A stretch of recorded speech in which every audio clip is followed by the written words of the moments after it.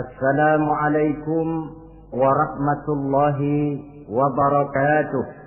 Waalaikumsalam warahmatullahi wabarakatuh. Bismillahirrahmanirrahim. Alhamdulillahi rabbil alamin. Wassalatu wassalamu ala ashrafil anbiya'i wal mursalin.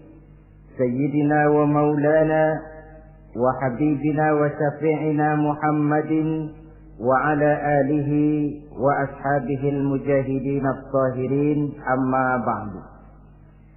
Saudara-saudara kaum muslimin rahimakumullah. Pada pertemuan kali ini kita akan membicarakan riwayat Nabi Allah Ibrahim alaihi salam. Beliau termasuk salah satu dari 5 orang rasul yang merupakan kelompok yang dikenal dengan ulul azmi, yaitu para rasul yang dinilai mempunyai kelebihan di dalam keutamaan, ketabahan, keuletan, dan sikap istiqomah di dalam berjuang. Jumlahnya ada 5, yaitu Nabi Nuh, Nabi Ibrahim, Nabi Musa, Nabi Isa, dan Nabi Muhammad alaihi wassalatu wassalam. Sebagaimana yang kita maklum bahwa Nabi Allah Ibrahim alaihi salam lahir pada masa pemerintahan Raja Namrud laknatullah alaih. Namrud adalah figur yang lebih merupakan kekuatan daripada keadilan, lebih merupakan kezaliman daripada kebijaksanaan. Ia seorang raja yang memerintah secara sewenang-wenang, lalu dengan segala macam cara berusaha mempertahankan kekuasaannya. Itu sebabnya di hari-hari menjelang kelahiran Nabi Allah Ibrahim alaihi salam, entah oleh karena rasa takut dan khawatir akan munculnya orang-orang yang dapat menumbangkan kekuasaannya, entah karena bisikan ahli nujum atau dukun-dukun yang memang banyak mengelilingi istananya, ia memutuskan untuk membunuh seluruh bayi yang dilahirkan dalam bentuk laki-laki. Ini dilatar belakangi oleh kekhawatiran akan muncul seseorang yang dapat menghancurkan kekuasaannya, sebagaimana Fir'aun laknatullah alaih. Itulah sebabnya di zaman sebelum Nabi Ibrahim dilahirkan, Raja Namrud membuat peraturan. Apabila seorang ibu melahirkan bayi laki-laki, bunuh bayi itu. Seluruh perempuan hamil berada di bawah pengawasan aparatur negara, dan laki-laki dianjurkan untuk jangan dekat-dekat dengan istrinya guna menghindari terjadinya proses kehamilan ini. Entah berapa ratus bahkan berapa ribu bayi laki-laki yang jadi korban tanpa dosa dari sebab kelaliman pemerintahan Raja Namrud laknatullah alaih ini. Kita teringat kepada satu hadis di mana Rasulullah sallallahu alaihi wasallam pernah bersabda, Ya'ti 'alan nasi zamanun ru'asa'uhum kal asad wa wuzara'uhum kal zi'ab wa qudatuhum kal kilab wa katsirun nasi yawma idzin kal aghnam. Pada satu saat, kata Nabi, akan datang di tengah masyarakat manusia di mana pada masa itu muncul pemimpin-pemimpin yang bertingkah laku seperti singa. Ru'asa'uhum kal asad. Pemimpin-pemimpin mereka bertingkah laku seperti singa. Saudara kenal singa? Saudara boleh periksa. Di mana ada hutan, singa selalu menjadi raja. Padahal hutan belum pernah bikin pemilihan umum. Tapi yang namanya singa tidak pernah peduli. Ada pemilihan umum atau tidak, raja hutan tetap singa. Kenapa? Karena singa menjadi raja di hutan bukan berdasarkan kebenaran, tapi karena kekuatan. Karena kuat, maka dia naik jadi raja. Soal benar atau tidak, soal lain. Maka sebagai akibatnya, setelah si singa ini naik menjadi raja hutan, dia bukan melindungi rakyatnya, malah makanin rakyatnya. Coba saudara lihat di hutan. Kambing rakyat hutan dimakan oleh singa. Ayam rakyat hutan dimakan oleh singa. Sapi rakyat hutan dimakan oleh singa. Inilah akibatnya karena singa naik berdasarkan kekuatan. Setelah naik bukan melindungi rakyatnya, malah makanin rakyatnya. Mental semacam inilah yang dimiliki oleh Raja Namrud laknatullah alaih. Cuma karena rasa ketakutan akan datang orang yang akan menumbangkan kekuasaannya, maka seluruh bayi laki-laki harus dibunuh tanpa dosa apapun. Itulah kata Nabi, akan datang di tengah masyarakat manusia muncul pemimpin-pemimpin yang mentalnya seperti singa. Lah kalau yang jadi pemimpin sudah seperti singa, wa wuzara'uhum kadzi'ab. Yang jadi wazir, yang jadi menteri, kata Nabi, lagunya seperti serigala. Nyetel ini, tapi serigala. Apa serigala itu? Saudara tahu dalam dongeng anak-anak, serigala itu kan binatang yang paling licik. Untuk terang-terangan dia tidak berani karena tidak punya kekuatan seperti sang singa. Maka dia pakai ilmu kelicikannya. Serigala itu kalau ingin makan daging ayam, pakai bulu ayam. Kalau kepengen makan daging kambing, pakai bulu kambing. Pendeknya, serigala binatang yang menghalalkan segala macam cara asal tujuan tercapai. Itulah serigala. Lambang dari sifat kelicikan. Lempar batu, sembunyi tangan. Pengen makan daging ayam, pakai bulu ayam, nyaruh jadi ayam. Pengen makan daging kambing, pakai bulu kambing, nyaruh jadi kambing. Ini akibat dari yang pertama tadi. Pemimpin seperti singa, lalu menteri pun seperti serigala. Efeknya kemudian yang segera menyusul apa? Wa qudatuhum kal kilab. Kalau pemimpin sudah seperti singa, menteri sudah seperti serigala, wa qudatuhum kal kilab, akan muncullah para penegak hukum yang mentalnya seperti anjing. Inna lillahi wa inna ilaihi raji'un. Penegak hukum yang mentalnya seperti anjing itu. Anjing, saudara lihat, anjing akan setia kepada siapa saja yang memberinya daging. Kalau dia disuruh jaga rumah, dia tidak bisa membedakan mana yang maling, mana yang tamu. Biar yang datang tamu, kalau nggak bawa apa-apa, pasti digonggong. Biar yang datang maling, kalau bawa daging, anjing kalem. Pokoknya siapa yang berdaging, itulah majikan saya. Apa kata majikan saya, itulah yang saya laksanakan. Maka hilang kebenaran hukum, hancur norma-norma keadilan. Oleh karena apa? Oleh karena anjing dapat daging. Lalu dalam kondisi semacam itu, yang jadi rakyat bagaimana? Kata Nabi, wa katsirun nas yauma idzin kal aghnam. Adapun kebanyakan orang pada masa itu, lagunya sudah seperti kambing. Saudara, kambing itu binatang yang cuma menang groyokan dan tidak punya alternatif. Namanya kambing, digiring ke lapangan embe. Betul kan? Digiring ke kuali embe.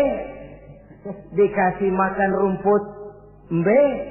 Sampai pun mau dipotong masih embe juga. Tidak punya pilihan lain si kambing ini, tidak punya alternatif lain. Kondisi semacam inilah yang terjadi di masa pemerintahan Raja Namrud laknatullah alaih. Oleh karena diiming-iming, dibisiki oleh dukun-dukunnya, oleh nujum-nujum yang mengelilingi istananya bahwa akan datang seorang anak laki yang kelak akan menumbangkan kekuasaannya, dia mengeluarkan peraturan. Ya peraturan singa. Mulai saat ini diumumkan kepada seluruh rakyat, siapa-siapa perempuan melahirkan bayi laki-laki, bunuh hidup-hidup. Seluruh orang bunting di bawah pengawasan Ansip negara. Dan mulai malam ini supaya semua kaum bapak jarang-jarang tidur sama istrinya. Namanya peraturan Namrud. Tapi apa yang memang Allah kehendaki untuk terjadi pasti terjadi. Yaitu kelahiran Nabi Allah Ibrahim alaihi salam. Pada saat beliau terlahir ke alam ini oleh ayahnya yang bernama Azar, disembunyikan di dalam sebuah gua. Di sini bertemu antara nurani seorang bapak dan ketaatan kepada raja. Dia ingin taat kepada raja, dia mesti membunuh anaknya. Tapi sebagai bapak dia sayang kepada anaknya, dia harus selamatkan. Dicarinya jalan tengah, maka Ibrahim disembunyikan di dalam sebuah gua dengan satu perhitungan tentunya. Lu mati ya nggak apa-apa, lu hidup ya syukur. Sebab ini pertimbangan dia akan bikin susah dia di masa yang akan datang. Coba anak dalam kondisi apa adanya ditaruh di dalam gua, menurut perhitungan logika mati ini. Namun apa yang terjadi? Nabi Allah Ibrahim yang sejak masa bayi diletakkan dalam gua dipelihara oleh Allah. Nah, kalau Allah yang sudah memelihara, orang mana yang sanggup mendatangkan bencana dan mudarat? Untuk melangsungkan kehidupannya, Nabi Ibrahim itu mengisap ibu jarinya. Dan konon menurut riwayat dari ibu jarinya itu keluarlah madu. Sehingga walaupun tidak didampingi oleh ayah dan ibunya, tinggal di dalam gua seorang diri, pertumbuhannya sebagai seorang bayi menjadi seorang anak, tumbuh dengan pesat sebagai lazimnya anak-anak yang lain. Dalam ilmu tauhid ini yang dinamakan irhas. Tanda-tanda yang diberikan kepada seseorang yang akan dipilih menjadi rasul pada saat dia masih anak-anak. Ini yang dinamakan irhas. Adapun kalau dia sudah diangkat menjadi rasul, maka tanda-tanda itu dinamakan mukjizat. Kalau jatuh kepada wali, maka tanda itu dinamakan karomah, atau yang dalam bahasa kita disebut dengan keramat. Jadi kan kita ini dalam kehidupan anak-anak kita kadang-kadang bisa melihat bakat yang dimilikinya pada saat dia masih kecil. Tanda-tanda itu ada. Nah, dalam kehidupan para rasul, masa kecil mereka yang melakukan itu dinamakanlah irham. Begitulah Nabi Ibrahim tumbuh dari bayi menjadi anak-anak di dalam gua. Dan ayah ibunya kadangkala menengok dia. Pada saat dia sudah mulai pandai berbicara, dia sudah mulai berpikir. Dan pola berpikir yang pertama, satu hari dia tanya bapaknya, "Papi," kalau bahasa sekarang, "ini yang bikin alam ini sebenarnya siapa? Yang bikin saya siapa? Yang menyebabkan saya ada siapa?" "Ya kami, ibu bapakmu," kata ayahnya. "Oh begitu." "Lalu yang bikin ibu bapak siapa?" "Ya nenekmu. Gara-gara dia saya ada, gara-gara saya kamu ada." "Lalu yang bikin kakek dan nenek siapa?" "Ya buyutmu." "Lalu yang bikin buyut siapa?" "Ya bapaknya buyut." "Yang bikin bapaknya buyut?" "Ya kakeknya buyut." Kalau gitu nggak pernah selesai dong. Tentu akan ada pencipta pertama. Siapa pencipta pertama itu? "Bapaknya buntu." "Lu jangan usil dah." Teman-teman lu juga nggak pernah nanyain urusan kayak begini. Saya nggak puas, Pak. Begini sekarang, saya mau tanya. Ini kaum kita nyembah apa? Nyembah berhala. Nah, yang bikin berhala itu siapa? Saya, bapakmu, Azhar. Kaum kita menyembah berhala. Ini bapak. Kenapa nggak nyembah bapak aja kok tanggung-tanggung? Jawaban ayahnya tidak membuat ia jadi puas. Terus merenung siapa gerangan pencipta pertama, siapa gerangan yang patut disembah dengan sebenarnya, siapa gerangan pencipta alam semesta ini. Bila malam datang, dia melihat bintang gemintang bertabur menghias cakrawala, dia berkata, ini yang patut dianggap Tuhan, tinggi, terang benderang. Tapi manakala besok pagi bintang tenggelam, dia pun bilang, la uhibbul afilin. Saya tidak suka kepada yang tenggelam. Masa Tuhan tenggelam? Ketika malam datang, bulan pun terbit. Nah, ini barangkali yang Tuhan. Ini lebih besar dari yang semalam. Tapi bila bulan pun terbenam, lagi-lagi dia bilang Tuhan tidak mungkin terbenam. Lalu bila matahari terbit, nah ini enggak salah lagi. Ini lebih gede dari yang dua-dua kemarin. Ini pasti Tuhan. Dan manakala matahari terbenam, dia pun berkata, Tuhan tidak akan pernah terbenam. Perjalanannya mencari Tuhan ini bisa saudara baca dalam surah Al-An'am ayat 76 sampai dengan ayat 79.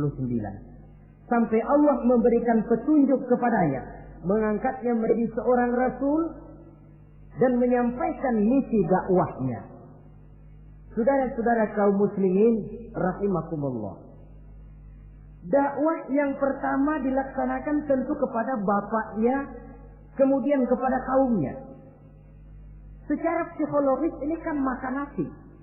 Coba, kalau kita harus nasihatin orang lain yang tidak ada hubungannya dengan keluarga, barangkali biasa saja. Tapi nasihatin bapak sendiri, ini kan makan nasi.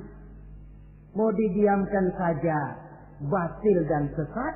Mau diceramahin bapak sendiri. Tapi bapak tinggal bapak. Kewajiban melaksanakan dakwah jalan terus. Ini berarti bahwa tugas amar ma'ruf dan nahi munkar memang tidak mengenal posisi. Begitulah saudara-saudara, sampai kepada satu hari Nabi Ibrahim melaksanakan dialog dengan kaumnya. Saudara-saudara, hadhihi tamathil allati antum laha akifun. Surah Al-Anbiya ayat 51. Saudara-saudara, berhala-berhala ini yang bapak saya yang buat, inikah yang selama ini tuan-tuan sembah? Kaumnya menjawab, qalu wajadna aba'ana laha abidin. Iya, sebab nenek moyang kami, nenek moyang kita juga dulu nyembah itu. Bagaimana nenek moyang kita, begitulah kita. Jawab Nabi Ibrahim, laqad kuntum wa aba'ukum fi dhalalin mubin. Sebenarnya kamu dan nenek moyangmu sama, borongan satu gerbong sesat. Kok kamu ngikutin nenek moyang kamu? Mereka enggak berpikir, kamu enggak ikut berpikir. Mereka sesat, kamu ikut sesat. Kamu sudah hidup di satu zaman yang maju sekarang ini. Kenapa mau kembali ke zaman nenek moyang dulu? Menyembah berhala yang nyata-nyata tidak sanggup mendengar, tidak sanggup melihat, tidak sanggup memberikan manfaat mudarat. Pokoknya kalau kamu tidak tinggalkan berhala-berhala ini, satu saat pasti akan saya sikat dan saya hancurkan. Jadi saudara-saudara, prinsip dakwah itu memang tentu harus bil hikmah wal mau'izatil hasanah, dengan bijaksana dan dengan nasihat-nasihat yang baik. Tapi kalau sudah mencegah suatu kemunkaran, kata Nabi, man ra'a minkum munkaran falyughayyirhu biyadihi. Siapa di antara kamu yang melihat suatu kemunkaran, hendaklah dia berusaha merubah dengan kekuatan tangannya. Kalau dengan tangannya dia tidak sanggup, fabilisani, hendaklah dengan lidahnya. Kalau itu pun dia tidak mampu, fabiqalbi, hendaklah dalam hatinya. Dan mencegah suatu kemungkaran dengan hati, itulah nilai iman yang terendah adanya. Nabi Ibrahim melihat bahwa watak menyembah berhala ini sudah berurat dan berakar. Kenapa? Mereka malah mengembalikan itu kepada kebiasaan dan tradisi nenek moyang. Sama juga di zaman kita sekarang ini. Sudah kita menegakkan tauhid, membina sebersih-bersih iman, menegakkan semulus-mulus tauhid. Ada juga kelompok orang yang mau mengembalikan kita ke zaman nenek moyang, ke zaman animis, menghidupi tradisi nenek moyang dalam hal ibadah, dalam hal ubudiyah. Tentu merupakan langkah kemunduran adanya. Dan ini bukan barang baru. Umat Nabi Ibrahim sudah memberikan contoh. Kenapa kami menyembah berhala? Sebab nenek moyang kami menyembah berhala. Nabi Ibrahim jawab gampang aja. Iya lo borongan, sekerbong, lempeng semua sesat. Kaum muslimin rahimakumullah. Dan bukan cuma kata, dibuktikan oleh Nabi Allah Ibrahim. Begitu Raja Namrud menurut satu riwayat bersama para tentaranya pergi berburu, Nabi Ibrahim ngintip-ngintip. Begitu Namrud keluar, beliau masuk. Kalau istilah kita, ke tempat Namrud ibadah, ke masjidnya dah. Di mana di situ tersimpan seluruh berhala yang mereka sembah, dari yang paling gede sampai yang paling kecil. Nabi Ibrahim masuk bawa kampak. Seluruh berhala-berhala yang ada di tempat itu habis dikampakin, hancur berantakan. Kecuali berhala yang paling gede, itu ditinggalin, nggak diapa-apain, dan kampaknya ditaruh di tangan berhala yang paling gede. Memang kebetulan tangannya lagi teracung begini, digantungkan kampak di situ. Nabi Ibrahim keluar. Adapun Namrud, ketika dia pulang dari perburuannya, mau melaksanakan ibadah, bukan main terkejutnya melihat Tuhannya berantakan.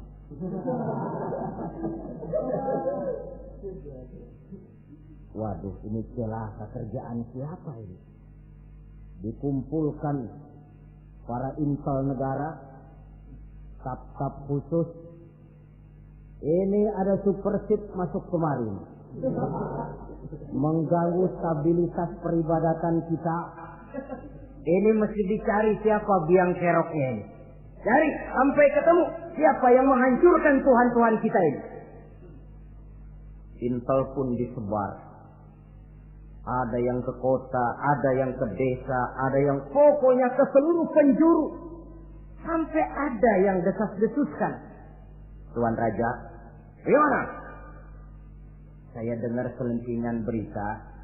Berita apa? Pada waktu Tuan Raja pergi berburu, seorang anak muda bernama Ibrahim masuk ke tempat ibadah kita. Barangkali dia yang menghancurkan patung-patung kita. Kalau begitu cari, tangkap Ibrahim, tangkap. Panggil kepala intel. Dipanggil. Kamu cari orang namanya Ibrahim, tangkap. Kok ditangkap? Tangkap. Sebab menurut berita dia yang menghancurkan berhala-berhala kita. Ya tapi kan belum ada buktinya, Pak. Soal bukti gampang, belakangan, yang penting tangkap aja dulu.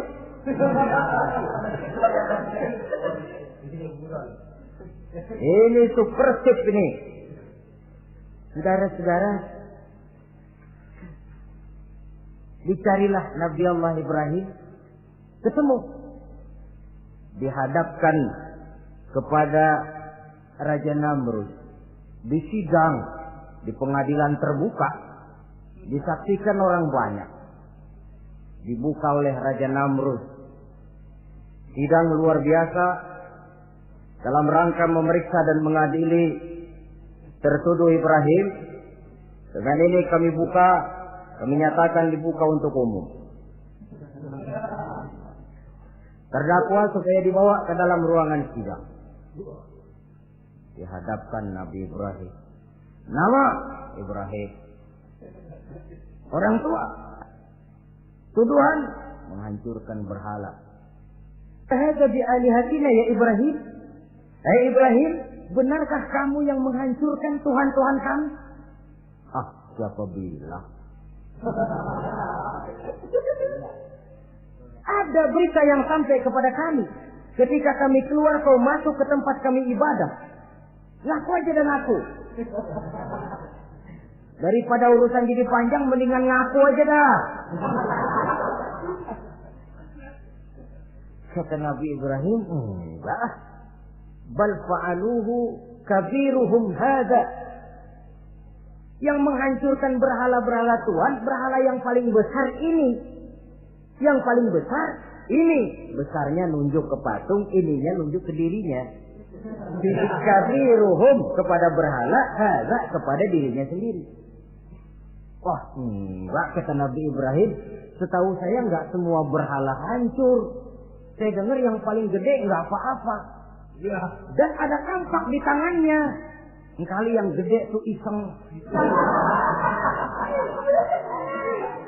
Jadi yang kecil-kecil ini dikampakin semua sama yang gede. Oh, buktinya kampak masih ada di tangannya, kok tanya aja dia. Kata Namrud, Ibrahim, kamu sudah gila apa? Kenapa? Masa saya disuruh nyembah berhala, disuruh nanya berhala? Jadi nggak bisa jawab dia, nggak bisa jawab. Nah kalau nggak bisa jawab, kenapa disembah? Yang gila saya apa sampean?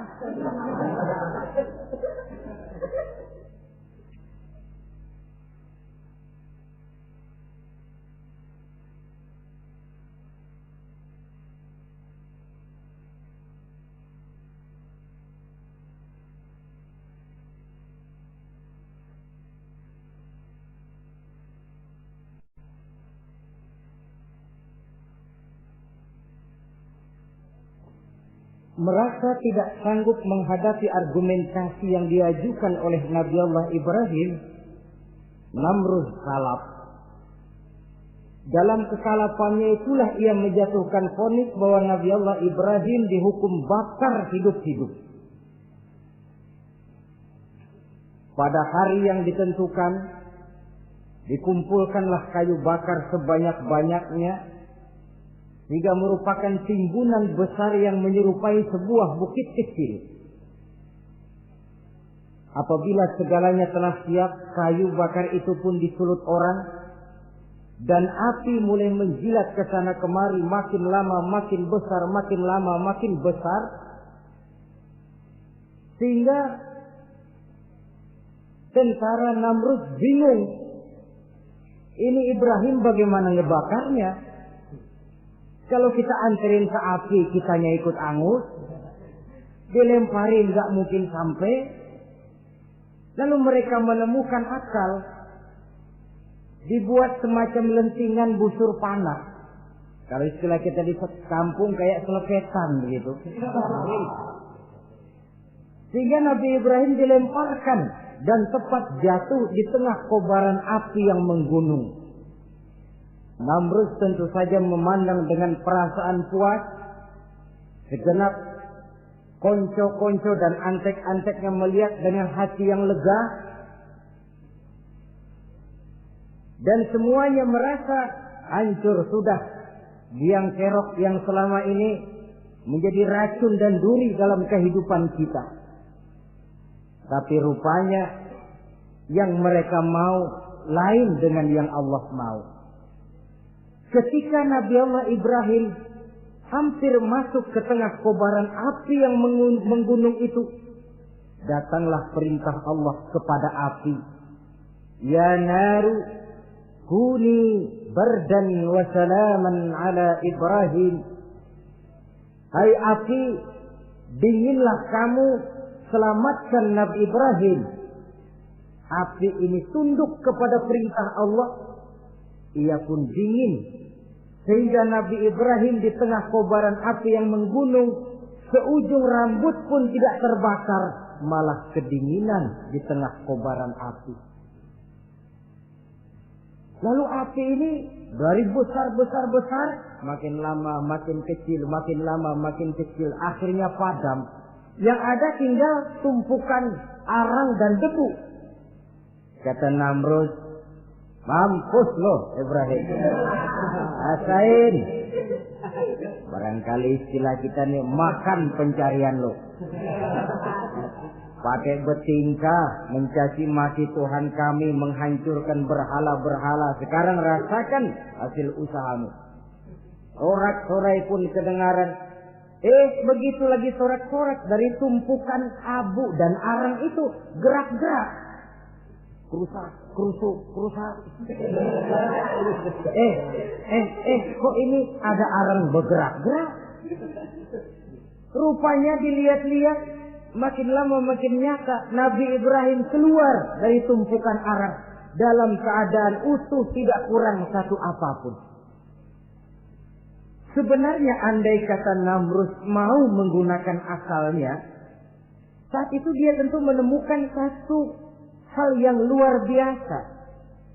Satu kebesaran yang kalau dia mau merenung akan sampai kepada kekuasaan yang serba maha. Tapi karena ketika itu hatinya sudah dipenuhi nafsu, ditutupi oleh kesombongan, dia buta terhadap kenyataan itu. Kaum muslimin rahimakumullah, akhirnya Nabi Allah Ibrahim ini diteror langsung oleh orang tuanya. Kata abahnya, "Aradibun anta an alihati ya Ibrahim? Ibrahim, kau benar-benar tidak senang kepada Tuhan-Tuhan kami berhala-berhala ini? La in lam tantahi la arjumannaka wahjurni maliya." Kalau engkau tidak berhenti, hai Ibrahim, tidak berhenti memperkenalkan Tuhan seru sekalian alam, tidak berhenti mencela dan mencaci bahkan menghancurkan berhala-berhala kami, la arjumannaka, akan kami rajam kamu. Iya, kalau raja yang ngancam begini, orang tua beliau sendiri ngancam begini. Itulah tantangan dakwah, saudara-saudara. Kita melaksanakan dakwah ini tempo-tempo berhadapan dengan penguasa yang mentalnya macam Namrud. Tempo-tempo berhadapan dengan orang kaya yang pelitnya macam Qarun. Tempo-tempo berhadapan dengan orang tua yang mentalnya macam Azar. Orang tua yang kaku, yang tidak mau terbuka terhadap kenyataan. Istilah di kampung kita, orang tua yang lajang. Tahu lajang? Udah salah kencang. Sulit benar menerima pembaruan yang membawa umat kepada masalah-masalah yang memang nyata lebih baiknya. Itulah tantangan di dalam melaksanakan tugas dakwah, dan ini dihadapi oleh Nabi Allah Ibrahim. Ayahnya terakhir memberikan tekanan, kalau kau tetap melaksanakan misimu, tidak engkau mau berhenti dari tugas dakwah ini, awas Ibrahim, la arjumannaka, akan aku rajam, akan kami lontari kau dengan batu, wahjurni maliya, pergi kamu dari sini. Ya Allah, diputuskan hubungan. Kalau memang engkau berkeras dengan tugas dakwahmu, persilakan Ibrahim keluar, pergi saja dari sini. Diusir oleh orang tuanya sendiri. Inilah hidayah, saudara-saudara. Oleh sebab itu, tugas utama kita kaum muslimin sebenarnya bukan mengislamkan orang, tapi menyampaikan Islam. Tugas kita ialah menyampaikan Islam, bukan mengislamkan orang. Sebab orang mau Islam atau tidak, itu urusan hidayah dari Allah. Jangankan kita, Nabi Ibrahim tidak sanggup mentauhidkan ayahnya Azar. Nabi Nuh tidak bisa mengislamkan putranya Kan'an. Bahkan Nabi kita Muhammad sallallahu alaihi wasallam pun tidak bisa memberikan hidayah kepada Abu Jahal dan Abu Lahab. paman Nabi, orang tua Nabi, anak Nabi, istri Nabi sekalipun, hidayah tidak diberikan kepada mereka, mereka tidak terpanggil mengikuti kebenaran. Kalau sudah kenyataan ini yang kita temui, kembalilah kepada konsep Quran. Allahumma inni qad ballaghtu, wahai Allah, seruanmu sudah saya sampaikan, dakwahmu sudah saya canangkan, ajakan kepada tauhid sudah saya sampaikan. Allahumma inni qad ballaghtu, sudah saya sampaikan ya Allah. Perkara mereka tidak mau ikut, itu karena semata-mata hidayah berada di tanganmu ya Allah.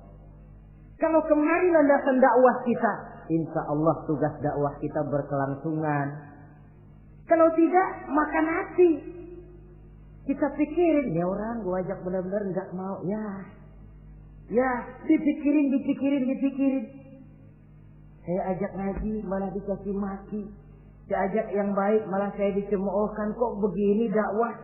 Akhirnya dipikirin, sakit jantungan. Sudah orang nggak kena kita ajak beriman, kita sendiri makan ke dalam.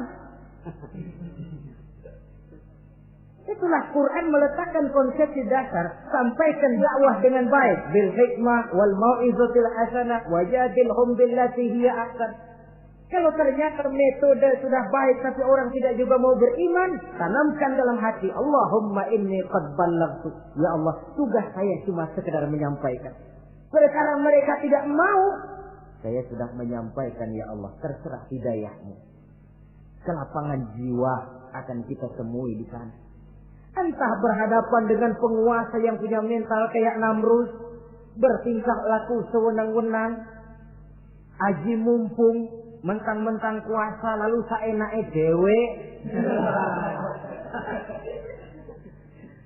menghitamkan yang putih, memutihkan yang hitam menurut seleranya saja.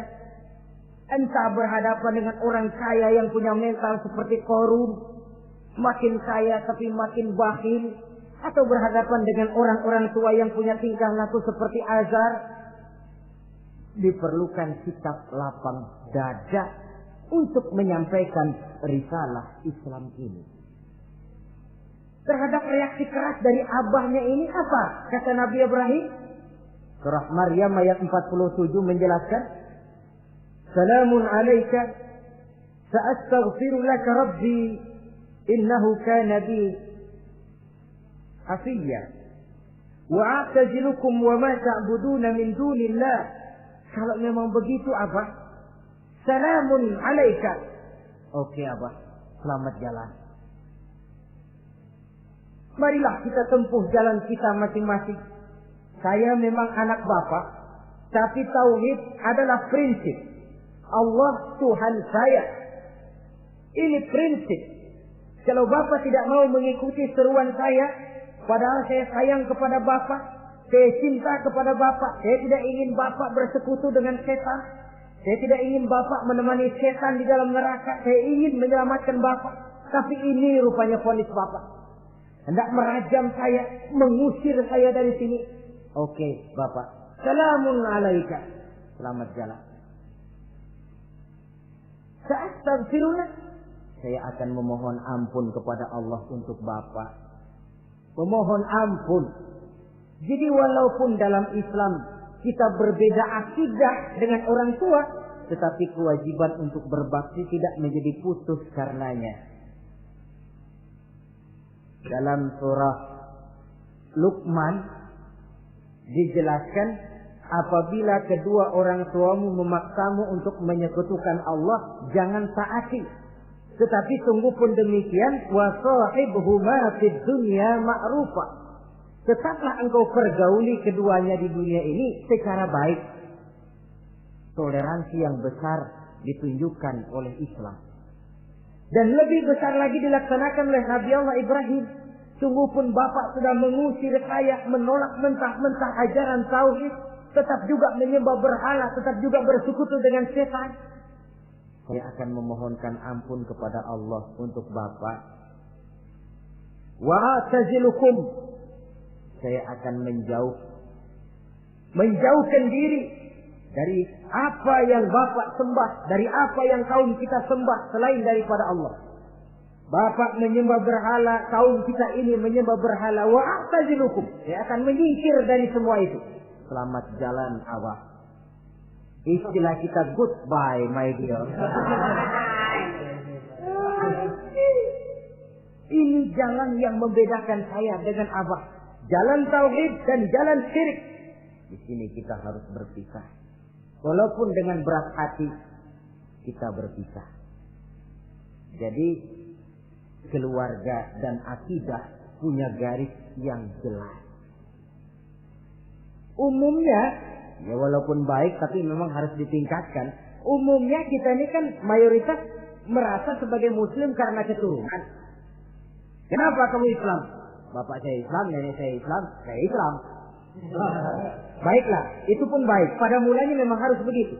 Tapi lambat laun kita tentu harus merasakan bahwa keberadaan kita dalam Islam tidak cukup cuma karena faktor keturunan. Dengan kata lain kita harus memperbaiki kualitas keislaman kita. Inilah proyek utama kita sekarang, mengislamkan orang Islam. Saudara-saudara kaum muslimin rahimakumullah.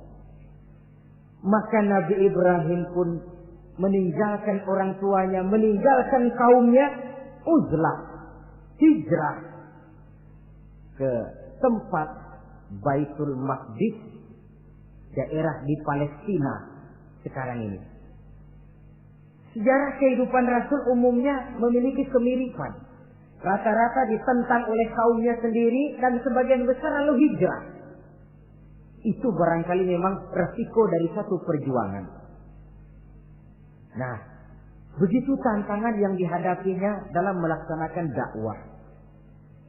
Lalu cobaan-cobaan yang diberikan Allah kepada Nabi Ibrahim pun luar biasa. Pantas kalau beliau itu masuk ulul azmi dan mendapat titel Khalilullah. Nabi Ibrahim titelnya Khalilullah. Orang yang mencintai dan dicintai Allah. Khalilullah. Ini terbukti dari cobaan-cobaan yang dihadapinya. Pertama, dari perkawinannya dengan Siti Hajar, dengan Siti Sarah maksud saya, beliau tidak dikaruniai seorang anak pun. Umur sudah lanjut. Padahal anak kita tahu pelanjut sejarah, penyambung cerita, si buah hati belahan jantung. Sampai pada satu hari Hajar musyawarah. Kalau bahasa kita, Bang, bagaimana Hajar? Lama juga kita sudah berumah tangga kan Pak? Lalu, dan kita sejauh ini belum dikaruniai seorang anakku. Ya sabarlah. Pada waktunya tentu akan ada juga. Tapi kapan lagi Bang? Usia kita sudah cukup lanjut. Maksud kamu bagaimana Hajar? Begini sajalah Bang. Bagaimana kalau abang kawin saja lagi? Ya Allah, punya istri macam begini. Menyuruh lakinya kawin lagi. Tapi dasar Nabi Allah Ibrahim. Enggak mau saya kan cinta sama Hajar. Iya, soal cinta saya tahu. Dan saya tidak meragukan cinta abang kepada saya. Cuma masalahnya saya nggak bisa memberikan keturunan Bang. Bukan nggak bisa, belum. Sudahlah kawin saja lagi Bang. Nggak mau nggak mau. Istrinya nyuruh kawin, lakinya ogah-ogahan. Sekarang kan enggak, istrinya larang kawin, suaminya malah ngirintil.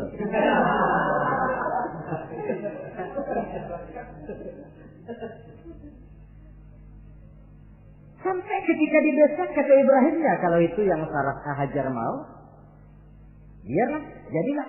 Saya mau kawin lagi dengan syarat kau yang mencarikan istri untuk saya itu.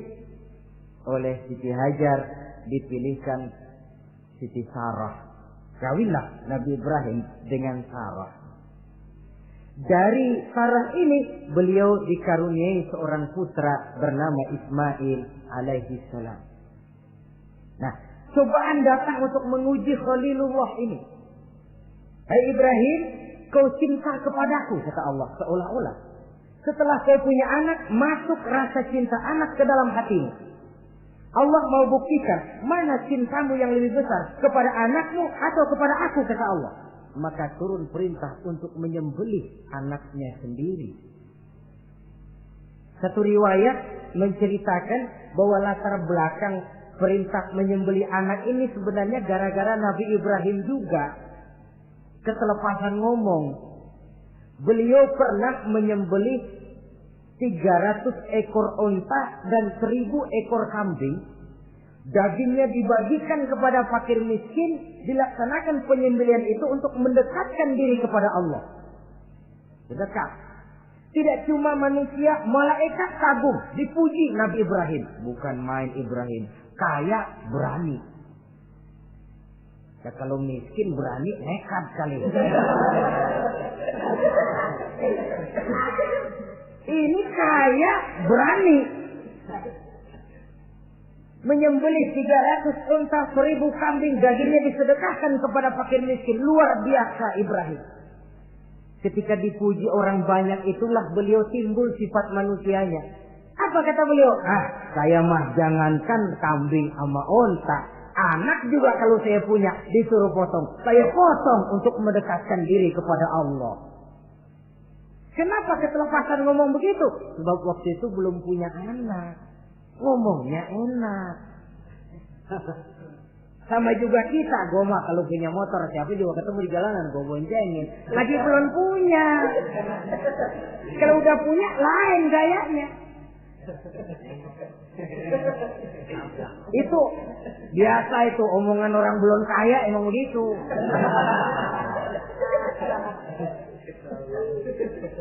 Saudara-saudara, sehingga omongan yang beliau sudah lupa bertahun-tahun bahkan puluhan tahun ini. Begitulah ketika sudah punya anak Ismail, falamma balagha ma'ahu sa'ya, ketika Ismail sedang lucu-lucunya dalam tidurnya mimpi turun perintah, ya Ibrahim uffi binuzrika.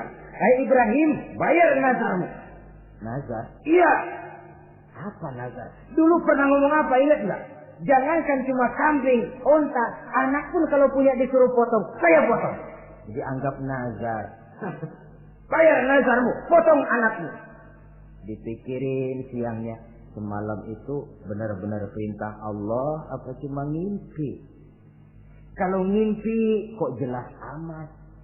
Kalau perintah Allah kok kelewatan amat. Pakai anak disuruh potong, emang gak ada yang lain apa? 3 malam berturut-turut mimpi sampai beliau yakin ini memang benar perintah Allah. Dan dilaksanakan dengan berat hati. Pagi-paginya bilang kepada Siti Sarah, Sarah, Ismail mandikan, berikan pakaian yang baik, saya mau bawa pergi dia. Kemana bang? Pokoknya mau saya bawa. Berangkatlah anak beranak ini menuju salah satu bukit di daerah Mina. Ketika duanya sudah mau berangkat, iblis sibuk bukan main. Ini cobaan loh. Orang kalau mau ibadah, iblis paling gatal. Segala macam cara mereka lakukan agar orang jangan ibadah. Ini Ibrahim mau membuktikan cintanya kepada Allah. Ya Allah, lihatlah. Walaupun saya sudah punya anak, cinta saya kepadamu lebih besar ya Allah. Walaupun perintah ini menyembelih leher anak sendiri, saya potong karena melaksanakan perintahmu. Iblis ribut. Mula-mula dia bisikin Nabi Ibrahim. Hei Ibrahim, kau lihat anakmu di belakang itu. Kecil, lucu-lucunya. Masa anak begitu mau dipotong? Tega kamu Ibrahim. Ini perintah Allah. Gak ada urusan sama ente. Iya. Kata iblis, waduh mantap juga nih. Kalau suaminya gagal, istrinya kali. Biasanya perempuan perasaannya lebih tinggi daripada pikirannya. Ini Siti Sarah barangkali, kalau Siti Hajar barangkali, kalau saya perdayai bisa terpedaya. Hajar, ya. Kamu tahu anakmu Ismail mau dibawa kemana? Saya tidak tahu. Mau dipotong oleh suamimu Ibrahim. Mau dipotong. Dipotong. Kok bisa begitu? Iya, katanya ini perintah Allah. Iblis, Kalau memang ini perintah Allah, jangankan cuma anak saya Ismail, saya juga ibunya mau ikut dipotong. Wah, kata iblis nih gilaan lagi dari laki. Saya kira karena perempuan bisa barangkali dilemahkan semangatnya, ya saya tidak. Ismail nih masih kecil kali ini, gampang dikelecehin. Ismail, kau mau dipotong oleh ayahmu? Dipotong. Kok bisa begitu? Katanya perintah Allah. Kalau memang ini perintah Allah, saya siap. Iblis mau ngomong lagi, Nabi Ibrahim Ismail ngambil batu disambitin iblis. Izhab ya la'in, pergi, laknat terkutuk kamu. Nyambitinnya itu sampai sekarang jadi ikutan dalam salah satu pelaksanaan ibadah haji yang disebut zumrah, melontar. Itu simbol permusuhan abadi antara manusia dengan iblis. Jadi kalau ada orang mau berbuat baik, iblis itu datang dari 3 penjuru. Dari bapak, dari anak, dari istri. Kadang-kadang bapaknya nggak kena, istrinya dibujukin. Laki lono sok loyar menyumbang masjid. Jangan kasih duit, simpan aja baik-baik. Istri nggak kena, anak. Segala macam cara iblis berusaha. Baru sampai di bukit yang dituju, Nabi Ibrahim buka kartu. Ismail, abah diperintah Allah menyembelih lehermu. Bagaimana? Kerjakan apa jangan? Kalau memang itu perintah Allah, kerjakan abah. Insya Allah abah akan menemukan saya termasuk orang sabar. Ini jawaban anak soleh. Coba kalau jawaban anak pintar nggak soleh, bukan begitu. Ismail, saya disuruh motong lehermu. Bagaimana? Kenapa saya pak? Bapak aja yang tuaan potong.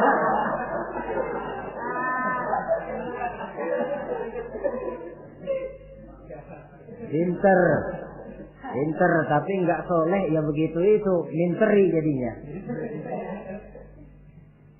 Saudara-saudara, sampai Nabi Ismail diganti oleh Allah dengan seekor kambing kibas. Cobaan terhadap kecintaannya kepada Allah. Kau cinta aku, itu benar. Tapi setelah kau punya anak, rasa cinta anak masuk ke dalam hatimu. Mana lebih besar, cintamu kepada anakmu atau cintamu kepada aku, kata Allah.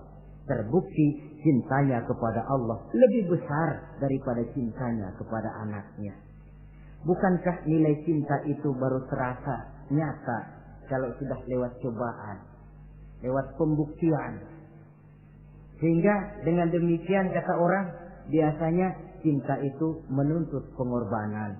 Berani bercinta, berani berkorban. Jangan takut berkorban, nggak usah cinta-cintaan.